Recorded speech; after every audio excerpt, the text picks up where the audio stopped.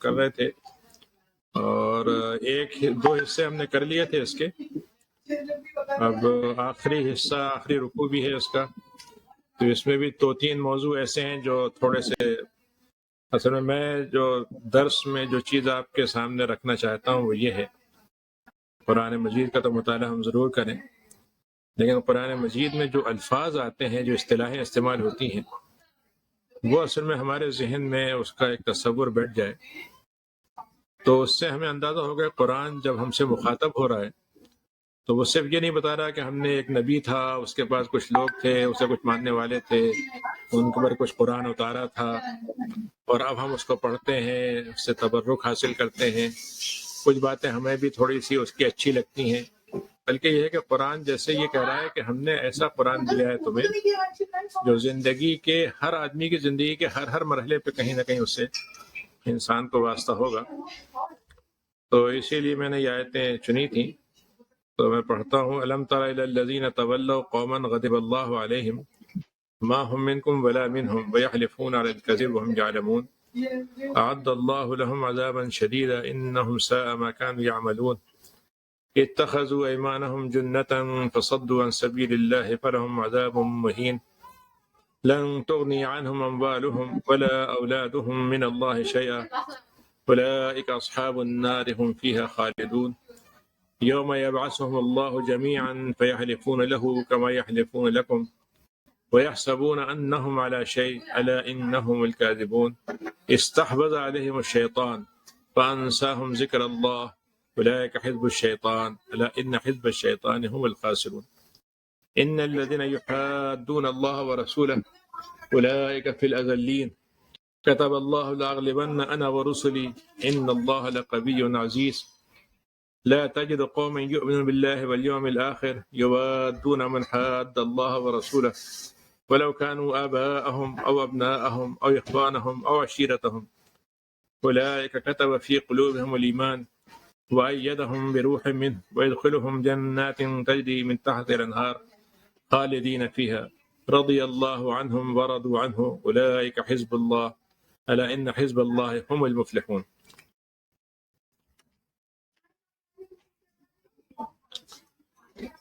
یہ 14 نمبر کی آیت ہے کہ کیا تم نے دیکھا نہیں ان لوگوں کو جنہوں نے دوست بنایا ایک ایسے گروہ کو جس پہ اللہ کا غضب اتر چکا ہے، اور اے نبی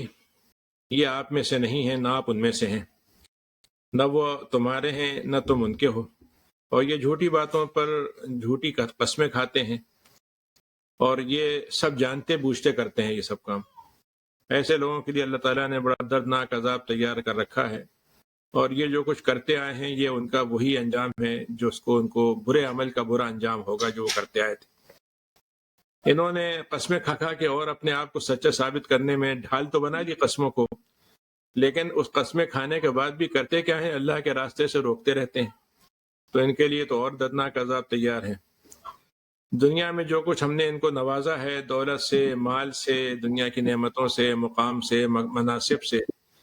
یہ اللہ کے پاس اس کی کوئی فائدہ ان کو نہیں پہنچے گا. اس کا اللہ کے مقابلے میں ان کا کوئی چیزیں کام نہیں آئیں گی، اور ان کا ٹھکانہ جہنم ہوگا، یہاں ان کو ہمیشہ رہنا ہوگا. اس دن جب اللہ تعالیٰ ان کو قیامت کے دن اکٹھا کرے گا، سب کو جمع کرے گا، تو یہ جیسے قسمیں آپ سے کھاتے تھے وہاں بھی قسمیں کھائیں گے، اور یہ سمجھتے ہوں گے کہ شاید قسموں سے ان کا کاروبار چل پڑے گا. دوسرا آدمی جو ہے ان کے دھوکے میں جیسے دنیا میں پڑتا تھا یہاں بھی پڑ جائے گا. اپنے آپ کو بڑا اسمارٹ سمجھتے ہوں گے یہ، حالانکہ ان کا جھوٹ ہی جھوٹ ہے جو وہ کرتے آئے تھے، اور یہاں تو جھوٹ کھل بھی جائے گا. دنیا میں یہ ساری وبا اور وبال ان پر کیوں آیا؟ کیونکہ شیطان نے ان کے اوپر اپنا قبضہ جما لیا. شیطان نے اپنے آپ کو یعنی شیطان کو موقع مل گیا ان پہ قبضہ جمانے کا، اور پھر اس کے بعد باقی کام اس نے یہ کیا کہ ان کو جو کچھ بھی اللہ کا ذکر کا موقع مل رہا تھا، اللہ کی یاد دہانی کا، اللہ کو یاد کرنے کا، اللہ کی طرف پلٹنے کا، اس سے بھی اس نے ان کو غافل کر دیا، بھلا دیا اس نے ان چیزوں کو. تو ایسے لوگ وہ ہوتے ہیں جو شیطان کی پارٹی بن جاتے ہیں، شیطان کے ہمدرد، الائز، اور ان کے کوئی موالی، حالی موالی ان کے ہو جاتے ہیں. اور اتنی بات سمجھ لو کہ شیطان کا جو گروہ ہے وہ دنیا میں کتنے ہی کارنامے دکھا دے، اللہ کے انجام کار وہ خسارے میں ہوگا. اور جو لوگ اللہ اور اس کے رسول سے دشمنی کا خطرہ مول لیتے ہیں، مقابلہ کرتے ہیں اللہ سے اور اس کے رسول سے، اور اس کو مقابلے میں ایک طرح سے اپنے آپ کو اس سے برتر ثابت کرتے ہیں، یا محاذرائی اللہ اس کے رسول سے کرتے ہیں، تو ہم نے یہ طے کر رکھا ہے کہ ہم ان کو رسوا کر کے رہیں گے۔ اور ایک بات ہم نے ایک اور طے کر دی ہے، کتب اللہ لاغلبن، 21 نمبر کی آیت ہے کہ ہم نے ایک بات یہ طے کر دی ہے کہ غلبہ تو صرف ہمارا اور ہمارے رسولوں کا ہوگا، ان کے لیے ہم نے غلبہ لکھا ہے، اور اللہ تعالیٰ اس بات پر بہت طاقت رکھتا ہے، بہت ہی عزت والا ہے۔ اور پھر آخری آیت ہے کہ مومنین کی علامت یہ ہے، جو مومن سچے دل سے ایمان لاتے ہیں اور اللہ اور آخرت پر ان کو واقعی یقین کرتے ہیں، وہ تو ایسا ہو ہی نہیں سکتا کہ وہ اللہ کے دشمنی کرنے والے اور رسول سے دشمنی کرنے والوں سے دوستی کریں، چاہے وہ دشمنی کرنے والے ان کے اپنے باپ ہوں، یا ان کے اپنے بیٹے ہوں، یا ان کے بھائی ہوں، یا ان کے خاندان والے ہوں۔ ایسے لوگ ہوتے ہیں جن کے دلوں میں ہم ایمان کو جمع دیتے ہیں، جب وہ ایمان مان لیتے ہیں تو اللہ تعالیٰ ان کے دل میں ایمان کو اتار دیتا ہے، اور پھر اپنے ایک روح کے ذریعے سے، فرشتوں کے ذریعے سے، یا اللہ تعالیٰ کے خاص فرشتے جبریل کے ذریعے سے ان کی تائید بھی کرواتے ہیں، اور پھر ان کو جنت میں ہم داخل کریں گے، جس کے نیچے سے ہمیشہ کے لیے زندگی ہوگی، نہریں بہتی ہوں گی۔ اور یہ وہ لوگ ہیں جن کا پہچان اور ٹیگ کیا ہے، جن کا ٹائٹل کیا بنے گا کہ اللہ ان سے راضی ہوا اور وہ اللہ سے راضی ہے، اور یہ ہے وہ جس کو اللہ تعالیٰ اپنے گروہ میں شمار کرتا ہے، اور اللہ تعالیٰ کا گروہ ہے وہی کامیاب ہونے والا ہے۔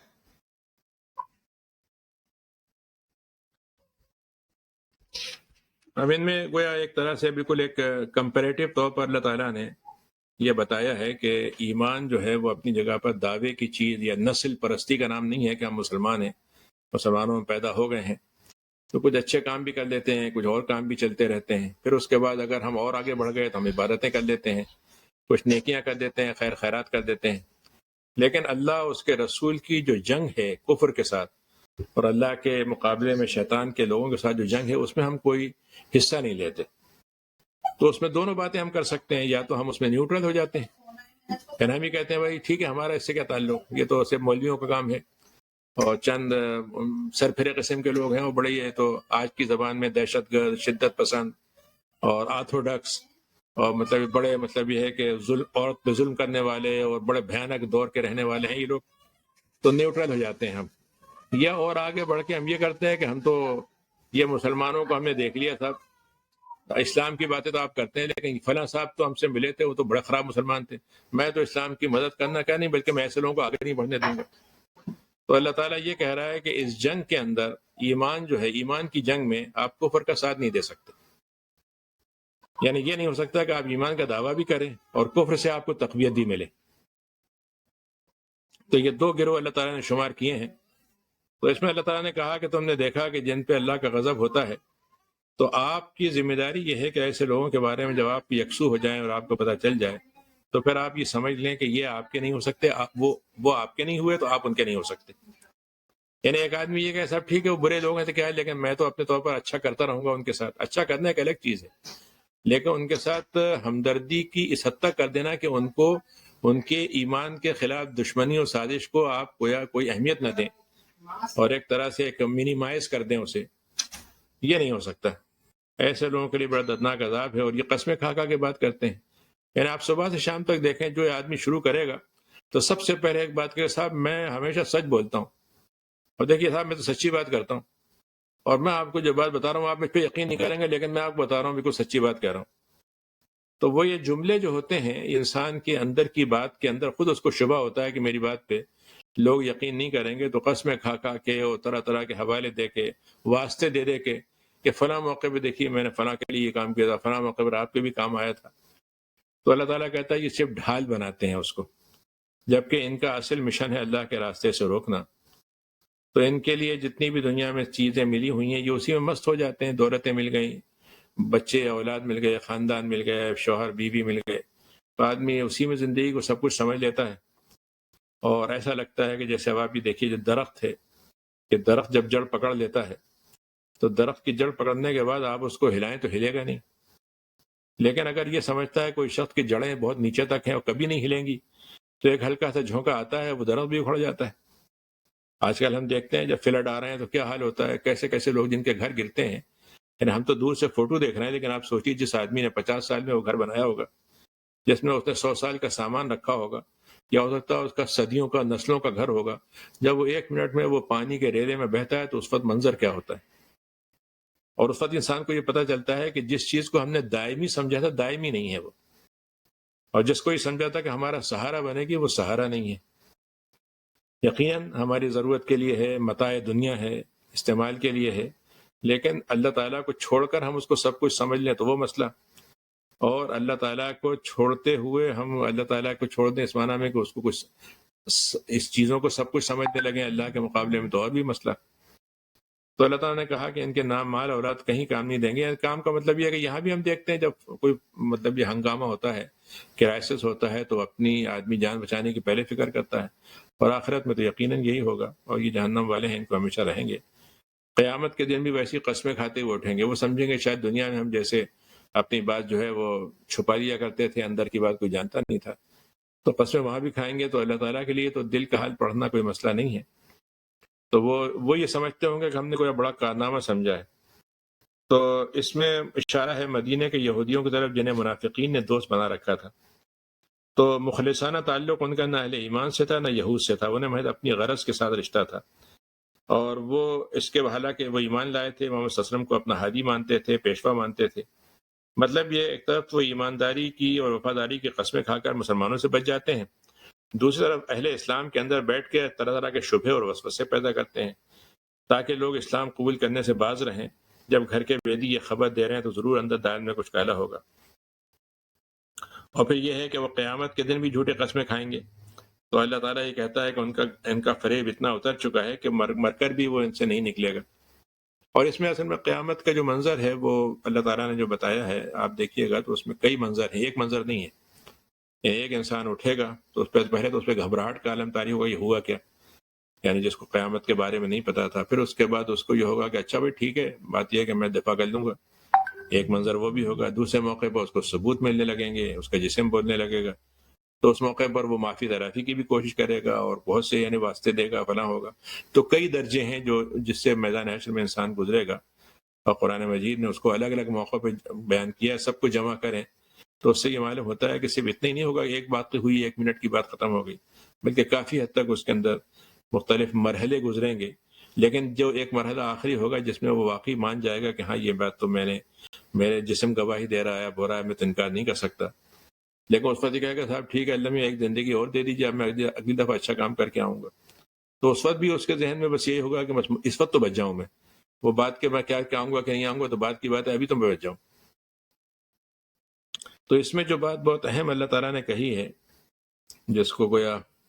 یعنی پہلی بات تو یہ کہی کہ بھی مطلب یہ کہ ہمارا دنیا میں ہر آدمی سے رشتہ ہوگا،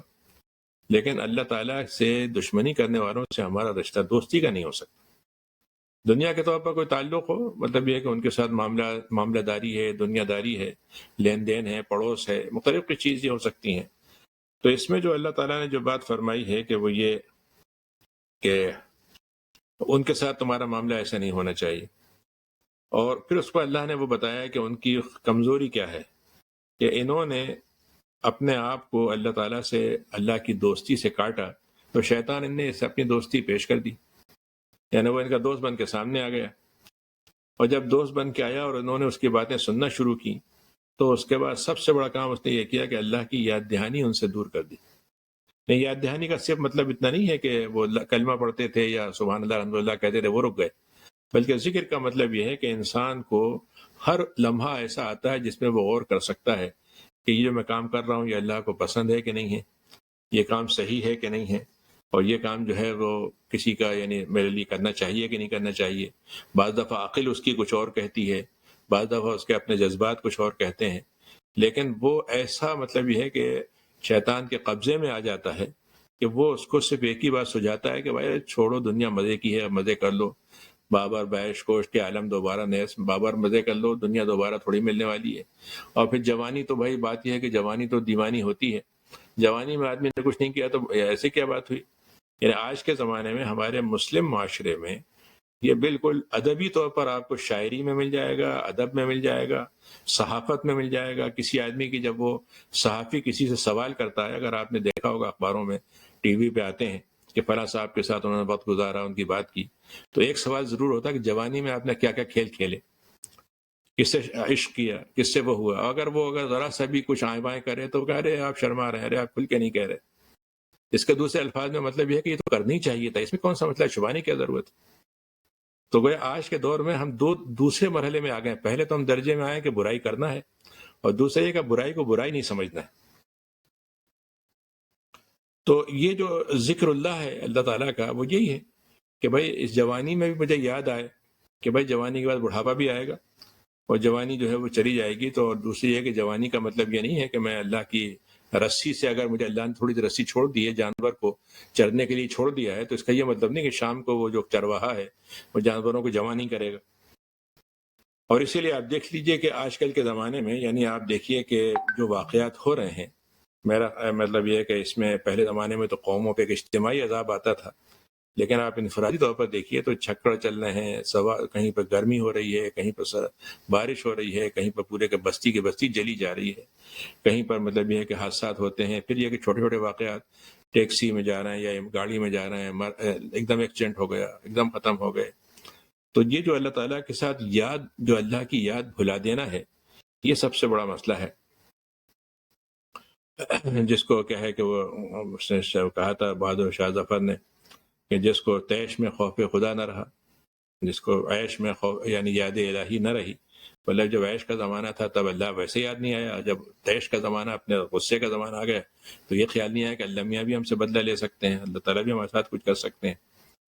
تو اللہ تعالیٰ کا ذکر جو ہے یہ گویا سب سے بڑا جرم ہے. اب اس میں ایک آدمی یہ کہے صاحب جو شیطان نے قبضہ کر لیا تو اب میں کیا کروں، میرے تو بس میں نہیں رہا، شیطان نے مجھ پر قبضہ کر لیا. تو بعض دفعہ الفاظ جو ہوتے ہیں وہ ہم اس کو اپنے مطلب کے معنی نکالنے میں ہمیں مزہ آتا ہے. تو ہم قرآن مجید میں الفاظ کو پکڑ لیتے ہیں اللہ میاں کو کہ اللہ میاں دیکھیے آپ نے تو کہا کہ شیطان نے ہم قبضہ کر لیا. یہاں پر مسئلہ یہ ہے کہ شیطان نے قبضہ اس طرح سے کر لیا، وہ جسے کہتے ہیں نا کہ ہمارے ہاں ایک پرانی فارسی میں مثال ہے کہ جو خالی گھر ہوتا ہے اس پہ جن قبضہ کر لیتے ہیں. جی، تو کہنے کا مطلب یہ ہے کہ جب آپ نے اللہ کے، یعنی اس کو آپ الٹا کر دیجئے کہ انہوں نے اللہ کے ذکر کو چھوڑا تو پھر شیطان نے قبضہ کر لیا، تو بات زیادہ اس میں سمجھ میں آئے گی. یعنی جب قرآن مجید میں اس کو دوسری جگہ کہہ دیا گیا ہے کہ وَمَن يَعْشُ عَن ذِكْرِ الرَّحْمَنِ نُقَيِّضْ لَهُ شَيْطَانًا، جو رحمان کے ذکر سے کٹ کے رہتا ہے، اس کے بغیر رہنا چاہتا ہے، زندگی گزارنا چاہتا ہے، تو پھر ہم اس کے پیچھے شیطان لگا دیتے ہیں. ایک اور جگہ اللہ نے کہا وَمَنْ أَعْرَضَ عَن ذِكْرِي فَإِنَّ لَهُ مَعِيشَةً ضَنْكًا، جو ہماری یاد دہانی کو بھلا کے رکھے گا تو ہم ان کی زندگی دنیا میں جو ہے بے مزہ کر دیں گے. یعنی ایسی زندگی ہوگی کہ ساری چیزیں آس پاس پڑی ہوئی ہیں، لیکن بس یہ کہ انسان جو ہے وہ خوف میں مبتلا ہے، بس پریشانی میں مبتلا ہے، ایک ہوس کی انتہا نہ ہونے میں مبتلا ہوا ہے. تو اس کا مطلب یہ ہے کہ الفاظ کی ترتیب آگے پیچھے کریں تو بات زیادہ سمجھ میں آئے گی. کیا شیطان کو قبضہ کیوں ہوا؟ یعنی اس نے دیکھا کہ یہ آدمی جو ہے اللہ میاں کی نہیں سن رہا، تو میرے لیے تو بہت اچھا ہے. حدیث شریف میں آتا ہے کہ ایک آدمی جب گھر میں داخل ہوتا ہے اور اس نے مطلب یہ کہ السلام علیکم پڑھ کے داخل ہوا یا آیت الکرسی بھی پڑھ لی یا بسم اللہ پڑھ کے داخل ہوا، تو شیطان کہتا ہے بھائی اب تو اس گھر میں میرا کوئی گزر ہی نہیں ہے، اب نہیں رہ سکتا اس میں. لیکن اگر وہ ایسے ہی چلا جاتا ہے تو کہتا ہے چلو بھائی آ جاؤ، آج تو میرا راستہ بھی بن گیا، اب تو ان کے کھانے میں بھی میں آگے بھی اب شریک ہو جاتا ہوں، کھانے میں بھی ان کو مطلب بھلاؤں گا، ان کو چیزیں کروں گا. تو اس میں شیطان کی جو مطلب یہ ہے کہ وہ ہے، وہ رسپانس ہے ہماری خرابی کا. ہماری طرف سے کمزوری ہوگی تو شیطان اس سے فائدہ اٹھائے گا. پانسا ہم ذکر اللہ، تو اللہ تعالیٰ نے کہتا ہے کہ اس نے شیطان اس کو بلائے رکھتا ہے. اب یہاں یہ لفظ استعمال کیا اللہ تعالیٰ نے کہ ایسے لوگ شیطان کے گروہ ہوتے ہیں. مطلب آپ مجھے بتا دیجئے دنیا میں کسی ملک میں بتا دیجئے، کسی بھی ملک میں جس میں شیطان کی پارٹی کے نام سے کوئی جماعت پائی جاتی ہو. یعنی دنیا کے بدترین جو حکمراں ہیں، بدترین سیاسی پارٹیاں ہیں، بدترین دینی پارٹیاں ہیں، وہ سب خدا کے نام سے کام کرتے ہیں. یعنی بڑی مزیدار بات یہ ہے کہ شیطان اتنا، آپ اس معاملے میں اندازہ کیجئے کہ شیطان جو ہے ایک طرف تو انسان کا دشمن ہے، لیکن شیطان سے بڑھ کر ایثار پسند کوئی نہیں ہے. وہ کہتا ہے کہ بھائی میرا بالکل نام لینے کی ضرورت نہیں ہے، کہیں مت بتانا کہ میں نے تمہیں بہکایا ہے. تو آپ سوچئے کہ وہ ہمارے ہاں تو ہم ذرا سا ایک کام کرتے ہیں، ایک اگر ہم نے ایک قدم کہیں اٹھایا تو ہم 50 قدم شمار کرتے ہیں کہ ہم نے آج یہ کر دیا، تیر مار دیا ہم نے. یعنی ہمارے کام سے زیادہ اس کی شہرت ہمیں پسند ہوتی ہے، لیکن شیطان دیکھیے کتنا بیچارہ نیک نفس آدمی ہے، بے نفس آدمی، نیک نفس تو نہیں کہوں گا، بے نفس آدمی ہے، کہ وہ کہتا ہے نہیں، لیکن اللہ تعالیٰ کہہ رہا ہے کہ یہ وہ کہے نہ کہے، کام وہی ہو رہا ہے جو شیطان کروانا چاہتا ہے. تو یہ ان کی پارٹی ہے. اب یہ عربی میں حزب جو ہے، اصل میں تھوڑا سا اس کو سمجھ لیجئے کہ حزب کا لفظ آج کل اس میں بڑا گندا ہو گیا ہے. جب سے وہ یہ شیعوں کی ایک جماعت ہے لبنان میں، انہوں نے اپنی پارٹی کا نام حزب اللہ رکھا ہے، اور ظاہر ہے کہ وہ اسرائیل سے ان کا مقابلہ بھی چلتا رہتا ہے، زبانی کلامی تو ہوتا ہی رہتا ہے. تو اب وہ ہوتا یہ ہے کہ اگر آپ نے کہیں حزب اللہ کا نام کہیں رکھ دیا تو وہ تو کہیں گے ارے یہ ٹیررسٹ آرگنائزیشن، اب وہ ستیاناش ہو گیا سارا کام. لیکن اصل میں حزب جو ہے عربی میں یوں سمجھیے کہ کسی کے لیے آدمی جو ہے وہ تحزب کہتے ہیں کسی کے، جیسے احزاب کا لفظ ہے نا، احزاب کہ جنگ ہوئی تھی جس میں سارے لوگ جو تھے وہ جمع ہو کے آ گئے تھے اسلام کے خلاف. تو حزب کا مطلب یہ ہوتا ہے کہ ایک آدمی سے آپ کی عقیدت کا معاملہ صرف عقیدت نہ رہے، بلکہ اس کے لیے آپ دامیں در میں سخنیں اپنے پیسے سے، زبان سے اس کے لیے جمع ہو جائیں، اور اس کی آپ جا اور بیجا، یعنی کوئی بھی کام اس کی پرواہ نہ کریں. آپ کہیں بھائی ٹھیک ہے، اب آپ نے جو فرما دیا، جو کہہ دیا، بس میرے لیے حکم ہے، وہ آپ کی خواہش بھی میرے لیے حکم ہے.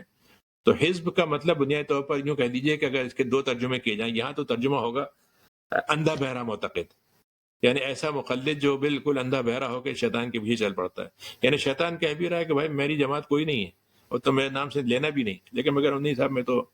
بس اللہ سے دور رہنا چاہتا ہوں. یعنی آج ہمارے دیکھیے بہت سے مسلمان ہیں، یعنی ابھی 40-50 سال کی تاریخ اگر آپ مسلمانوں کے خاطر، جو ہمارا مسلمانوں کا وہ طبقہ جو اپنے آپ کو انٹلیکچوئل کہتا ہے، یا جو پڑھے لکھے بھی ہیں، بڑی دنیاوی تعلیم بھی انہوں نے حاصل کی ہے، آپ یہ دیکھیے کہ وہ دنیا کی ہر چیز اختیار کر لیں گے، لیکن اگر گریز ان کو ہوگا تو اسلام سے ہوگا. یعنی جب ان کا دل چاہے گا تو امریکہ کے ساتھ ہو جائیں گے، جب چاہیں گے روس کے ساتھ ہو جائیں گے، جب چاہیں گے کسی، اب دنیا میں آپ کو ہر ملک کا مثال دے دیں گے، اور جتنے ادیب ہوں گے، جتنے شاعر ہوں گے دوسرے ملکوں کے، ان کی سب کی مثالیں دے دیں گے. تو آپ دیکھیے کیا بات کہی ہے انہوں نے، کیسا وہ کیا ہے. لیکن کوئی حدیث آپ ان کو سنا دیں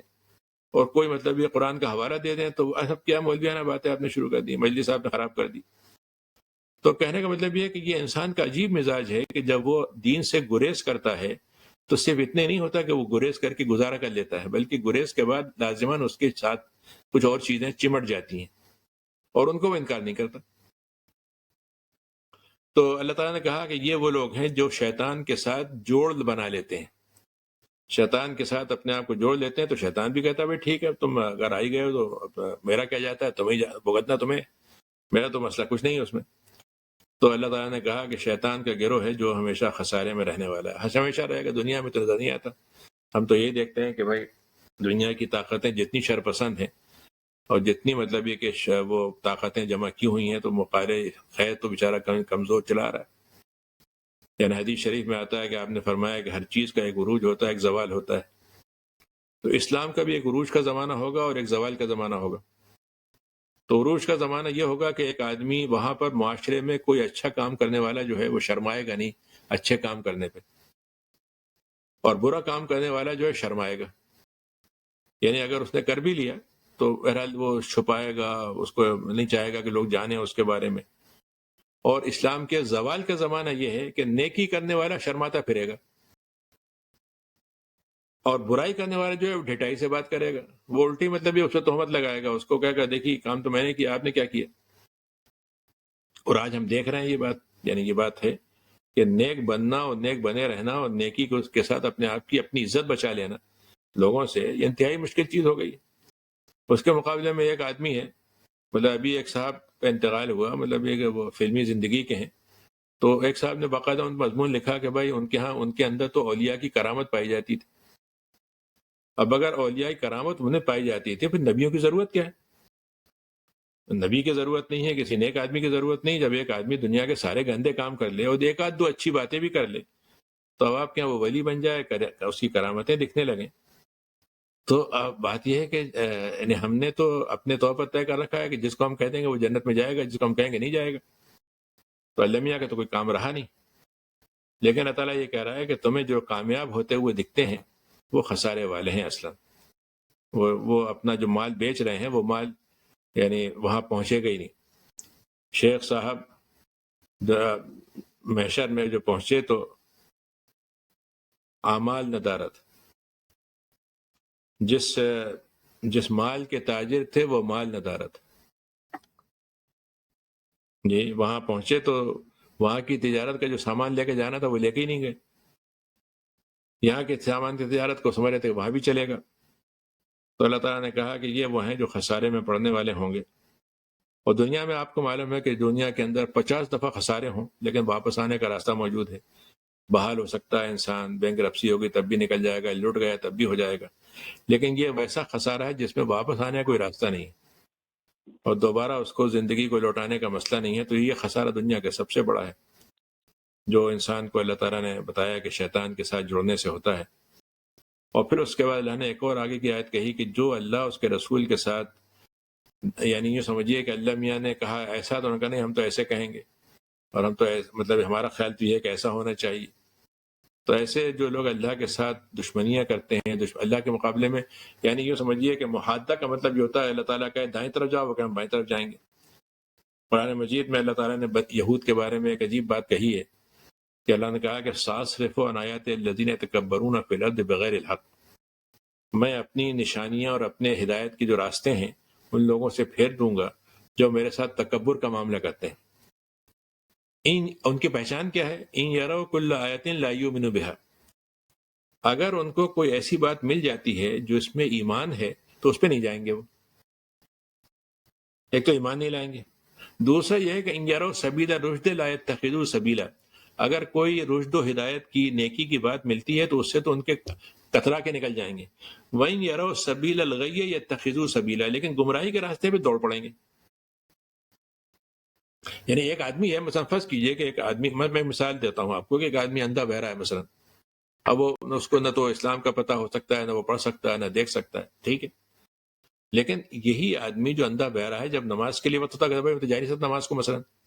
لیکن وہی آدمی جو ہے وہ معلوم ہوا کہ صاحب وہ دنیا کے اندر جو اس کے مطلب یہ مختلف قسم کی جو اور گندگیاں وہ کر سکتا ہے اس میں سب سے آگے بڑھ کر ہے. تب یہاں پر اس کی نہ یہ بیماری اس کا حائل ہوتی ہے نہ اس سے کوئی وہ ہوتا ہے. تو آپ نے کہا کہ ایسے لوگ جو ہیں اللہ اس کے رسول کے ساتھ، حد کہتے ہیں اصل میں کسی چیز کی دھار. تو جیسے ایک دھار والی چیز ہے تو دھار والی چیز کو میں دوسری دھار سے کاٹوں، یعنی فرض کہ ایک آدمی جو ہے وہ چھری ہے تو چھری کی دھار کو میں چھری کی دھار سے اس کو مطلب دور کروں. تو یہ ہاتھ دھونا کا مطلب یہ ہے کہ جب اللہ نے کوئی ایک بات کہی تو وہ اس کے جواب میں ایک دوسری بات یہ سمجھ کے لاتے ہیں کہ اللہ میاں کی بات کا اس سے کاٹ ہو جائے گی. تو اللہ اس کے رسول سے جو یہ کام کرتا ہے وہ تو پھر اللہ کے ہاں مطلب یہ ہے کہ ہم نے اس کے لیے طے کر دیا ہے کہ ہم اس کو نیچا کر کے دکھائیں گے اور اس کو رسوا کر کے رہیں گے. دنیا میں بھی رسوائی ہو سکتی ہے، ہر ایک کی نہ ہو، لیکن لعنت تو اللہ کی موجود رہے گی دنیا میں بھی اور آخرت میں تو یقیناً ہوگی. اب اس کے بعد جو بات اللہ تعالیٰ نے، یہ تو نیگیٹو ہو گیا، لیکن جو اصل بات اللہ تعالیٰ نے اس آیت کے آخر میں کہی ہے وہ ہے وہ جو پازیٹو پیغام ہے اللہ کا اس صورت میں، کہ اللہ تعالیٰ نے کہا کہ دیکھو ایک بات سمجھ لو، اس دنیا کے اندر تمہیں جو کچھ بھی نظر آ رہا ہے وہ ساری باتیں اپنی جگہ، دنیا کے تمہارے پیمانے ہیں کامیابی کے، عزت کے، شہرت کے، اپنے آپ کو جیسے فانی سے لا فانی بنانے کے، ازلی سے ہو کر ابدی ہونے تک کے سارے تمہارے تعلقات ہیں. لیکن ایک بات سمجھ لو کہ دنیا میں بھی غلبہ اور آخرت میں بھی غلبہ ہمارے اور رسول کے ماننے والوں کو ہی ملے گا.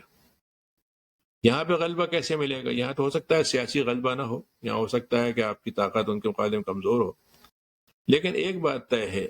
کہ اگر آپ کا دل اندر سے مطمئن ہے تو آپ ساری دنیا لٹنے کے بعد بھی آپ کامیاب رہیں گے.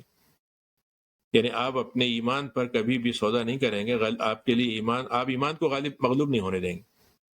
جیسے حدیث شریف میں آتا ہے کہ آپ نے فرمایا کہ بھائی 3 آدمی ہیں جن کو ایمان کی حلاوت ملے گی. ایک یہ ہے کہ ایک آدمی جو ہے وہ ایک آدمی سے محبت کرے اللہ کی خاطر، اور دوسرا یہ ہے کہ وہ اس کے لیے اللہ اس کے رسول سب سے بڑھ کر محبوب ہوں،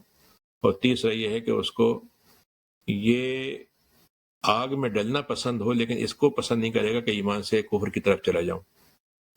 یعنی کفر کی طرف اس کا چلا جانا جو ہے وہ اس کے ذہن میں نہیں ہوگا. تو یہ بھی غلبہ ہے.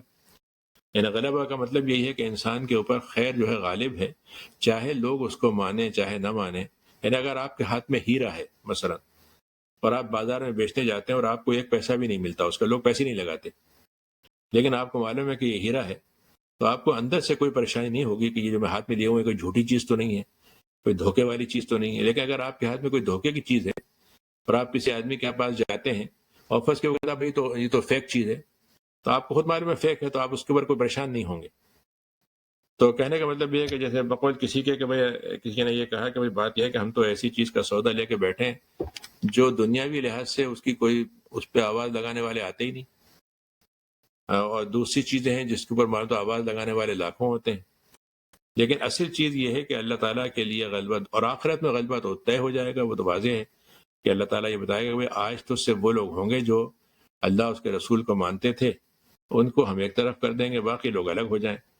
تو ہم نے یہ لکھ دیا. کتبہ کا مطلب یہ لکھ دیا، تو لکھنے کا مطلب یہ نہیں کوئی مطلب یہ کہ اللہ میاں نے کہیں پہ کوئی جیسے پتھروں پہ عبارتیں لکھی ہوتی ہیں، کسی بادشاہ کی لکھی ہوئی، ہماری بھی لکھی ہوئی ہیں. نہیں، کتبہ کا مطلب یہ بات ہم نے ایسی کر دی جیسے پتھر کی لکیر ہوتی ہے، یا ہماری طرف سے یہ طے ہے. اب تو مان لو تو اچھی بات ہے، نہیں مانو تو اس سے کوئی فرق نہیں پڑے گا. یعنی حقیقت کو ماننا ایک الگ چیز ہے، حقیقت کا انکار کرنا ایک الگ چیز ہے، لیکن حقیقت کے انکار سے حقیقت حقیقت نہ رہے، یہ نہیں ہو سکتا. بھلے آپ مان لیتے ہیں تو آپ کو بھی فائدہ ہو گیا، حقیقت بھی بات اپنی جگہ پہ اس نے اپنے آپ کو منوا لیا. لیکن میں حقیقت کا اگر انکار کر دوں اور پھر یہ کہوں صاحب آج سے کوئی اسلام کی حقیقت نام کی چیز نہیں پائی جاتی، تو اس سے کوئی فرق نہیں پڑے گا. حقیقت حقیقت ہی رہے گی اور غلبہ حقیقت ہی کو رہے گا، باطل کو نہیں رہے گا. اب آج کے زمانے میں ہزاروں مذہب ہیں جو مطلب یہ ہے کہ ایک سے ایک مطلب یہ ہے کہ وہ ہوتے ہیں. یعنی ابھی مطلب یہ ہے کہ وہ اگلے ہفتے ایک سیمینار ہے، اس میں عربی میں ہے وہ، تو اس میں اس پر ہے کہ بھائی انٹرفیت ڈائلاگ جو ہے وہ ہونا چاہیے تاکہ پیسفل انوائرمنٹ بنے. تو اس میں کئی لوگ ہیں مختلف ملکوں سے ہیں، تو مجھ سے بھی انہوں نے لکھنے کے لیے کہا تھا. تو میں نے اس میں 2 باتیں لکھی خاص. میں نے کہا پہلی بات تو یہ ہے کہ اسلام جو ہے وہ تو نام ہی ڈائلاگ کا ہے. یعنی اللہ تعالیٰ جو ہے وہ اپنے بندے سے ڈائلاگ کر رہا ہے کہ بھائی دیکھو میں تمہیں ایک بات بتا رہا ہوں تمہارے بھلے کی، اور میں تمہیں نہ مجبور کر رہا ہوں نہ میں تم پہ دھوس جما رہا ہوں، کچھ نہیں کر رہا ہوں، مطلب تمہاری مرضی سے میں تم کو چاہتا ہوں کہ اپنی مرضی سے تم آ جاؤ. تو اصلاً تو ڈائلاگ اللہ تعالیٰ انسان سے کر رہا ہے. لیکن دوسرا مسئلہ ایک اور ہو گیا ہے. دوسرا مسئلہ یہ ہوا ہے کہ آج کل جو لوگ انٹرفیت ڈائلاگ کرتے ہیں وہ سب وہ ہیں جو سیکولر ہیں، جو مذہب کو مانتے ہی نہیں، یا مانتے ہیں تو یہ کہتے ہیں بھائی مذہب اتنا ہے کہ آپ مذہب میں مسجد میں جا کے نماز پڑھ لیں، 2-4 اور چھوٹی موٹی ایسی نیکیاں کر لیں، لیکن مذہب سے یہ بالکل مت کہیے گا کہ وہ ہمارے ڈریس کیسا ہوگا وہ بتائے، کھانا پینا کیسا ہوگا وہ بتائے، گھر ہمارا کیسے آباد ہوگا، اس سے بڑھ کر حکومت کیسے کریں گے، یہ بالکل بتانے کا حق نہیں دیتے ہم. تو اب مزیدار بات یہ ہے کہ اچھا وہ کہتا ہے بھائی میں سیکولر آدمی ہوں تو میں کسی بھی مذہب کے ساتھ زیادتی نہیں کرتا. تو اب معلوم یہ ہوا کہ یعنی ایک آدمی جو شادی کا قائل نہیں ہے وہ شادی کے بارے میں تقریر کر رہا ہے، شادی کی فضیلت بیان کر رہا ہے. تو انٹرفیت ڈائلاگ عام طور سے آرگنائز کرنے والے وہ لوگ ہیں جو خود دین کو نہیں مانتے یا دین کا کردار ان کے یہاں مطلوب نہیں ہے. تو میں ایک تو مسئلہ یہ ہے. تو میں نے کہا بھی پہلی بات تو یہ ہے کہ انٹرفیت ڈائلاگ کا اگر یہ سیکولر لوگ کرائیں گے تو اس سے کوئی فائدہ نہیں ہوگا. تو جسے کہتے ہیں فارسی میں نشستن گفتن برخاستن، کے بیٹھے باتیں کی اور الگ الگ ہو گئے، بکھر گئے، آگے چل کے کیا ہوا؟ کچھ بھی نہیں. تو میں نے کہا اس سے کوئی فائدہ نہیں ہوگا. تو میں نے کہا ایک بات سمجھ لینا چاہیے کہ اس ڈائلاگ اسی وقت کامیاب ہوگا جب ہم یہ سمجھ لیں کہ ڈائلاگ کا ایک مقصد ہے، کہ خالی کھیل کود کے لیے یا ایسی دلچسپی کے لیے نہیں کہ ہم چائے پیئیں گے، ایک آدھ پاٹلا کر لیں گے فلاں ہوگا، بلکہ اس لیے ہے کہ ایک انسان، ہم یہ کہنا چاہتے ہیں کہ اسلام کی ایک دعوت ہے اور آپ اس کو مطلب یہ ہے کہ اگر ماننا چاہیں تو ہم آپ کو پیش کرنا چاہتے ہیں، نہ مانیں تب بھی ہم آپ سے کہتے ہیں کہ بھائی ٹھیک ہے ہم مل کے رہیں، ایک دوسرے سے اختلاف کے ساتھ رہ لیں. یہ ڈائلاگ کا مطلب ہے. تو اور اللہ تعالیٰ قرآن مجید میں ڈائلاگ اسی لیے دے رہا ہے کہ بھائی میں تمہیں اللہ کی دعوت دے رہا ہوں. تو ہمارے لیے انٹرفیت ڈائلاگ ایک مشن ہے دین کا، بطور ذریعے کے، بطور مقصد کے نہیں ہے.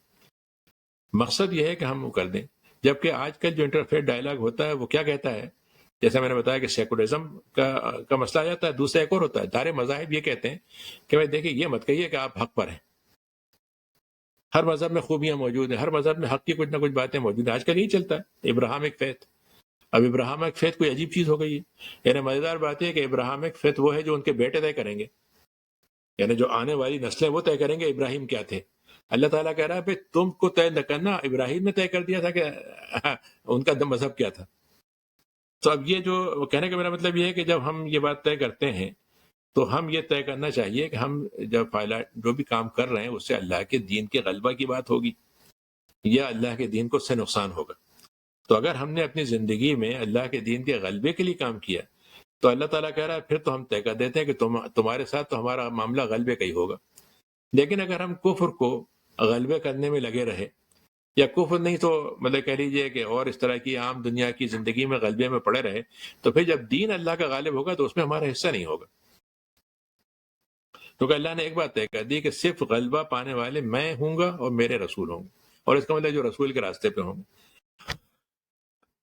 ان اللہ قوی عزیز، اور اللہ تعالیٰ کے لیے بہت ساری راستے کھلے ہوئے ہیں، سارے آپشن کھلے ہیں، کوئی کمزوری کا مسئلہ نہیں ہے. بس یہ تو ہے کہ مہلت ہے، ایک ہم نے نظام دنیا میں چونکہ ہم نے چوائس دی ہے، مہلت دی ہے، اس کا راستہ ہو رہا ہے. ورنہ یہ نہیں ہے کہ ہمارا کوئی، ہم یہ جو دنیا میں جو اول فول بکتے ہیں، اللہ پہ گالیاں دے رہے ہیں، مسلمانوں پہ گالیاں دے رہے ہیں، دین کا مذاق اڑا رہے ہیں، تو ایسا نہیں کہ ہم کوئی ایک منٹ میں وہ نہیں کر سکتے، لیکن ہم نے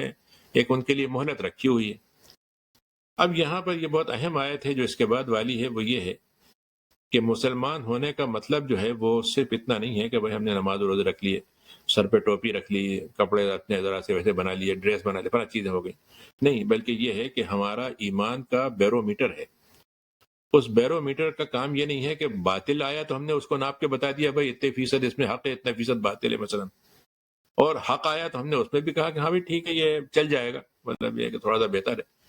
تو ہمارا بیرو میٹر جو ہے وہ بالکل وہ ہے جو گرمی کے وقت میں گرمی بتائے، سردی کے وقت میں سردی بتائے. تو حق کو حق بتائے اور باطل کو باطل بتائے، یعنی یہ ایمان کا بیرو میٹر ہونا چاہیے. تو اللہ تعالیٰ نے کہا کہ تم ایسی قوم کو جو ایمان رکھتی ہو اور اللہ پر اور آخرت پر، تم ایسی قوم کو ان کو تم یقینی نہیں کر سکتے کہ وہ قوم ایسی بھی ہو سکتی ہے کہ وہ اللہ اس کے رسول سے دشمنی کرنے والوں سے دوستیاں بنائے، چاہے وہ ان کے باپ ہوں، چاہے بیٹے ہوں، چاہے بھائی ہوں، چاہے ان کے خاندان والے ہوں. ہاں، یہ وہ لوگ ہوتے ہیں جن کے دلوں میں ایمان جم گیا اور ہم نے اس کے ایمان کو ان کے دل میں مضبوطی سے نہ صرف یہ کہ لکھ دیا بلکہ مان لیا، ہم نے اس کو مان لیا، اور ہم پھر ان کی مزید مدد کر دیتے ہیں. کمزوری آنے لگتی ہے، خوف طاری ہوتا ہے، کبھی کبھی اندیشے آتے ہیں، کبھی کبھی مایوسی ہونے لگتی ہے، تو ہم ایک روح ہوتی ہے، حضرت جبریل کی ہو سکتی ہے، اللہ تعالیٰ کے کلمے کی ہو سکتی ہے، یا اللہ تعالیٰ کی طرف سے خاص قسم کی ایک مدد ہو سکتی ہے جس میں وہ لمحے انسان کے اوپر اس کو ایمان سے دور نہیں کرتے بلکہ وہ ایمان کی تقویت کا ذریعہ بنتے ہیں. تو ان کو ہم جنتوں میں داخل کریں گے، پاک صاف نہریں ہوں گی، رہنا ہوگا، ہمیشہ کا رہنا ہوگا. رضی اللہ عنہم ورضوا عنہ. اب یہاں اللہ تعالیٰ نے اس میں دو لفظ استعمال کیے ہیں، جس میں ایک لفظ تو ذرا سا آسان ہے، دوسرا ذرا مشکل ہے. اللہ تعالیٰ ان سے راضی ہو گیا، تو یہ تو ہم نے بہت آسانی سے طے کر دیا ہے کہ اللہ تعالیٰ تو ایک کلمہ بھی ہم کہہ دیں گے تو راضی ہو جائے گا. اللہ میاں ایسے ہیں کہ بہت برے کام کرتے رہتے ہیں لیکن ایک دفعہ معافی مانگے تو راضی ہو جاتے ہیں، تو یہ تو ہمارے ہاں طے ہے. لیکن دوسرا حصہ کہ ہم اس سے راضی ہو گئے، یہ ذرا مشکل کام ہے.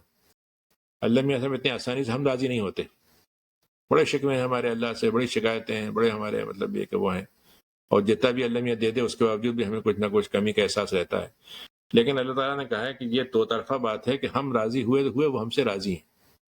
اور جب ہم سے راضی ہیں تو ایسا نہیں ہو سکتا کہ ہم سے بھی راضی ہوں اور ہمارے دشمن سے بھی راضی ہوں، یعنی دونوں چیزیں ساتھ نہیں ہو سکتی. کہ وہی والی بات ہے کہ صاحب مطلب یہ کہ دعویٰ جو ہے حسین کی حمایت کا اور دوستی یزید سے، یہ چیزیں جو ہے دونوں ساتھ نہیں چل سکتی. تو اللہ تعالیٰ نے کہا کہ وہ راضی ہوئے اللہ سے اور وہ اللہ ان سے راضی ہوا. یہ ہے وہ جو اللہ کی پارٹی میں، اللہ کے گروہ میں شامل ہے. یعنی آپ ذرا سا غور کیجئے کہ اللہ تعالیٰ اگر یہ کہہ رہا ہے کہ میں نے ان کو اپنی پارٹی میں ان کو ممبرشپ دے دی اور ان کو اپنی پارٹی میں ان کو دے دیا، تو اب اس سے کوئی فرق نہیں پڑتا کہ مجھے بالکل بیسک قسم کی ممبرشپ ملی، بالکل پیچھے کی صف میں مجھے بیٹھنے کو جگہ ملی، اس سے کوئی فرق نہیں پڑتا. لیکن صرف اتنا ہی کافی ہے کہ میری نسبت اللہ سے ہو گئی،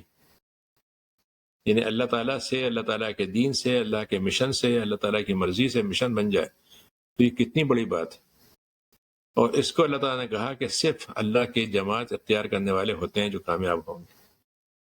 تو اس میں اس بات میں مولانا لکھتے ہیں کہ دو باتیں اس میں آئی ہیں، ایک بات تو اصولی ہے اور ایک واقعی صورتحال ہے، اس کا طرف اشارہ ہے. اصولی بات یہ فرمائی گئی ہے کہ دین حق پر ایمان اور دشمنان دین کی محبت دو متضاد چیزیں ہیں جن کا تصور ایک ساتھ ہونا ناممکن ہے. یہ قطعی ناممکن ہے کہ ایمان اور دشمنان خدا رسول کی محبت ایک دل میں جمع ہو جائیں.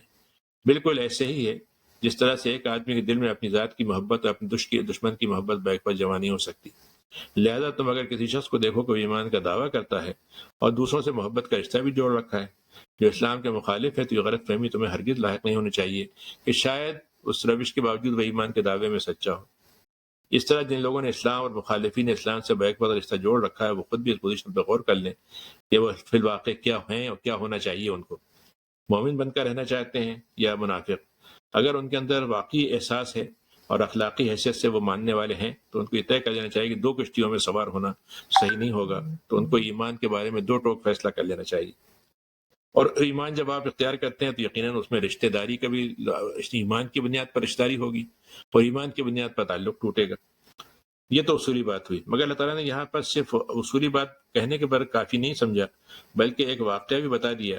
کہ امر واقعی بھی بتا دیا کہ مدعی جو ہیں وہ سب وہ ہیں جو سچے مومن ہوتے ہیں اور فی الواقع وہ تمام رشتوں کو کاٹ دیتے ہیں جو اللہ کے دین میں حائل ہیں۔ اور یہ واقعہ بدر اور احد کے موقع میں سارا عرب دیکھ چکا تھا۔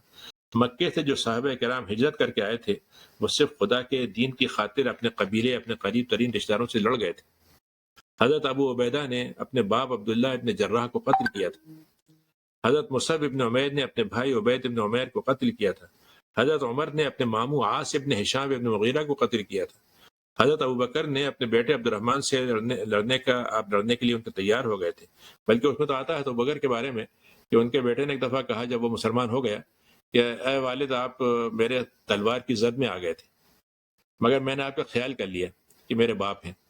تو حضرت ابوبکر نے کہا کہ مجھے خیال نہیں کہ تم میں زد میں آیا تھا کہ نہیں، لیکن یہ طے اگر تم میری زد میں آتے تو تم بچ کے نہیں جاتے۔ حضرت عمر نے اسیران جنگ کے بارے میں جب حضرت علی، حضرت حمزہ، حضرت عبیدہ نے عتبہ، شیبہ اور ولید کے ابن عتبہ کو قتل کیا جو ان کے رشتہ دار تھے۔ حضرت عمر نے اسیران جنگ کے بارے میں عرض کیا کہ اے نبی، یہ جو رشتہ دار ہیں میرے رشتہ دار ہیں سب کچھ، لیکن ان کو قتل کر دیا جائے کیونکہ انہوں نے ہمارے اسلام کے ساتھ یہ کیا۔ تو حضرت جنگ بدر میں حضرت مصعب بن عمیر کے سگے بھائی کو پکڑ کے لایا گیا، تو ایک انصاری ان کو باندھ رہا تھا، تو انہوں نے کہا کہ ٹھیک سے باندھنا ان کی رسی، ان کی والدہ بڑی مالدار ہے، بہت پیسے دیں گی تمہیں۔ تو بھائی نے کہا کہ اچھا بھائی ہو کر یہ بات کہہ رہے ہو؟ تو حضرت مصعب نے جواب دیا، میرے بھائی تم نہیں ہو، بلکہ یہ بھائی جو انصاری ہے یہ ہے میرا بھائی جو تمہیں گرفتار کر رہا ہے۔ اسی جنگ میں خود نبی کریم کے داماد ابو العاص گرفتار ہو کر آئے اور ان کے ساتھ رسول اللہ صلی اللہ علیہ وسلم نے کسی قسم کا کوئی امتیازی سلوک نہیں رکھا۔ تو اس سے یہ واقعہ بتا دیا آپ نے پیش کر کے کہ مسلمان ایسے ہوتے ہیں، یعنی ہم ہی چاہتے ہیں کہ مسلمان ایسے ہوں، اور آپ نے کہا دیکھو تم لوگوں نے ثابت کر دیا بدر کی جنگ میں اور احد کی جنگ میں کہ واقعی ایسے ہم چاہتے ہیں تمہیں۔ دہلمی نے حضرت معاذ کی روایت سے یہ دعا نقل کی ہے کہ اللہ تعالیٰ، آپ نے فرمایا کہ خدایا کسی فاسق اور فاجر کا میرے اوپر کوئی ایسا احسان نہ ہو کہ جس کی وجہ سے میرے دل میں اس کے لیے محبت پیدا ہو جائے، کیونکہ تیری نازل کردہ وحی میں یہ بات بھی میں نے پائی ہے کہ اللہ اس کے رسول سے ایمان رکھنے والوں سے مخالفت کرنے والوں سے دوستی تم کرنے والے نہ ہو، تو مجھے ان سے بچا لے کہ میں ایسا ہو جاؤں۔ دوسرے الفاظ میں آپ یقیناً کسی کافر سے کوئی معاملہ سلوک کا ہوتا ہے تو سلوک کا تو حسن سلوک ہے، یعنی احسان کا بدلہ تو احسان ہے۔ اگر کسی نے احسان کیا تو ہم اس کا احسان کریں گے، لیکن اپنے ایمان کے کاسٹ پہ نہیں کریں گے۔ مطلب دنیاوی تعلقات اپنی جگہ پر ہوں گے، ماں اگر کافر ہے کی کسی کی خدمت کرے گا، والدین اس کے مطلب وہ ہیں اپنی جگہ پر، ساری باتیں، لیکن ان کے دل سے یہ ہو جائے کہ بھائی تم اللہ اس کے رسول سے بڑھ کر ہو، یا اللہ اس کے رسول مقابلے میں تم سے زیادہ محبت کرتے ہیں اور ہم تمہاری خاطر خس کے اللہ اس کے رسول کو چھوڑ بھی دیں گے۔ یہ جو کیفیت ہے یہ اصل میں بڑی ضروری ہے۔ تو دوسرے الفاظ میں کہنا ہی چاہ رہا ہوں کہ ہم ذاتی طور پر اس مسلمان ہونا چاہتے ہیں، بہت اچھی بات ہے، ہونا چاہیے، یقیناً بڑی بات ہے، لیکن مسلمان ہو کر ہم مسلمانوں کے اور اسلام کے فائدے کے ذریعہ بنے۔ اسلام اور مسلمانوں کے ذریعے کے بجائے اگر ہم دوسروں کے فائدے کا ذریعہ بن رہے ہیں اور اس پر ہمارے اندر کوئی احساس تڑپ اور کمزوری کا احساس نہیں ہو رہا ہے، کم سے کم کمزوری کا احساس ہو، ہم یہی سوچیں کہ بھائی ٹھیک ہے ایسا نہیں ہو پا رہا ہے لیکن ہونا چاہیے۔ بہت سے موقع ہوتے ہیں مطلب یہ کہ انسان مجبوری کی زندگی میں ایسے کام کر سکتا ہے، لیکن اگر ہم اس پہ راضی ہو جائیں تو پھر آج دیکھ لیجئے اس کا نتیجہ یہ ہے کہ ہمارے اوپر جو مسلط ہیں حکمراں مسلمان ملکوں میں، وہ اس لیے مسلط ہیں کہ ہم ان کے لیے راضی ہیں، ہمیں ان پہ کوئی پریشانی نہیں، ان کو مددگار کرتے ہیں۔ یعنی اگر ان کی مددگاری نہ ہو تو آپ وہ کیا کر سکتے ہیں اکیلے، لیکن ان کے لیے فوج بھی کھڑی ہو جاتی ہے، ان کے پارٹی کے لوگ بھی کھڑے ہو جاتے ہیں، ان کو کچھ تھوڑا بہت جو ان سے فائدے کی توقع رکھتے ہیں وہ ان کے ساتھ کھڑے ہو جاتے ہیں، اور نتیجہ یہ ہوتا ہے کہ اللہ اس کے رسول رسوا ہوں تو ہوتے رہیں، ہمیں کوئی فرق نہیں پڑتا اس سے۔ تو اب یہ طے کرنا ہے کہ ہمیں جب نام لکھایا جا رہا ہے ہمارا ایمان والوں میں، تو ایمان والوں کا ساتھ ہم ایسا نام نہ ہو کہ ہمارا نام حزب الشیطان میں بھی لکھ دیا جائے. اس سے ہمیں اپنے آپ کو بچانے کی بھی کوشش کرنی چاہیے. اور یہی اصل میں نے جو صورت رکھی ہے آپ کے سامنے اسی لیے رکھی کہ ہمارے ذہن میں یہ الفاظ جو ہیں تھوڑے سا یعنی اس کو یہ ہو کہ ہم اپنے اوپر غور کریں، اس کے سامنے رکھیں کہ ہم کس جماعت کے ساتھ، کس گروہ کے ساتھ، کس کے ساتھ ہمارا معاملہ ہونا چاہیے اور کس کے ساتھ ہمیں پہچانا جانا چاہیے. اب بڑی مزیدار بات یہ ہے کہ میں آپ کو بتاؤں، ایک حدیث بڑی اچھی لگتی ہے مجھے، اس موقع پہ میں آپ کو سناؤں کہ ایک دفعہ فرشتے جو تھے وہ مجلس میں مسجد میں ایک ذکر ہو رہا تھا، تو فرشتے وہاں گئے، ان کے ساتھ شریک ہوئے اور میں واپس آ کے انہوں نے رپورٹ دی کہ آپ کا نام سے حلقہ ہو رہا تھا اور اس میں لوگ اللہ کی دین کی باتیں کر رہے تھے. تو انہوں نے کہا بہت اچھی بات ہے. وہ کیا کیا مانگ رہے تھے؟ انہوں نے کہا یہ مانگ رہے تھے. انہوں نے کہا ٹھیک ہے پھر تو میں دے دوں گا. کس چیز سے پناہ مانگ رہے تھے؟ انہوں نے کہا جہنم سے، اور اس سے پناہ مانگ رہے تھے. انہوں نے کہا ٹھیک ہے میں یہ بھی قبول کر لوں گا. تو پھر ایک فرشتے نے ان سے کہا کہ اللہ کے ایک آدمی ایسا تھا جو اتفاق سے وہاں پہ یا تو گزر رہا تھا یا مسجد میں آ رہا تھا، تو اس نے ان کو بیٹھے ہوئے دیکھا. جیسے ہوتا نا کبھی آپ کسی دوست کے ساتھ ایک آدمی اور کوئی آ گیا مثلا، تو کہا ذرا آئیے آپ بھی بیٹھ جائیے. تو انہوں نے کہا صاحب اس کا ارادہ جو تھا وہ درس سننے کا نہیں تھا، لیکن بیٹھ گیا تھا ان کے ساتھ، تو اس کا کیا کریں ہم؟ تو آپ اندازہ کیجئے کہ اللہ تعالیٰ نے کتنی عجیب بات کہی اس موقع پر، اور یہ کہا کہ نہیں اس کو بھی ان لوگوں کے ساتھ شامل کر لو. کیوں؟ یہ ایسے بابرکت لوگ ہیں کہ جو ان کے ساتھ بیٹھ جائے وہ محروم نہیں رہ سکتا. یعنی وہ آدمی کسی اچھے ارادے سے نہیں آیا تھا، لیکن اچھے لوگوں کے ساتھ بیٹھ ہی گیا تو اللہ نے کہا کہ اس کو بھی اچھوں میں شمار کر لو. تو ایسا ہوتا ہے، ہم دیکھتے ہیں بہت سے لوگوں کی زندگی میں یہ واقعات ہوتے ہیں کہ ویسے بالکل اسلام سے دور ہیں، لیکن ایک دل میں ان کے ایک ہوتا ہے کسی اچھے آدمی کو سو مدد کر دیتے ہیں، اچھے آدمی کے ساتھ دینے لگتے ہیں ہوتا ہے، تو دھیرے دھیرے اللہ تعالیٰ ان کے اندر بھی وہ خیر جو ہے وہ پیدا کر دیتا ہے، اور اس کے نتیجے میں وہ لوگ جو ہیں بدل جاتے ہیں. تو یہ احساس تو ہمارے اندر رہنا چاہیے. اگر نہیں ہے چیز تو ہمیں کرنا چاہیے، اور ہے تو اس کو یقیناً ہمیں جمنے پر اور اس پہ جمے رہنے پر اللہ تعالیٰ دعا کرنی چاہیے. تو اسی پہ میں سمجھتا ہوں بات ختم کرتا ہوں. وآخر دعوانا الحمدللہ رب العالمین.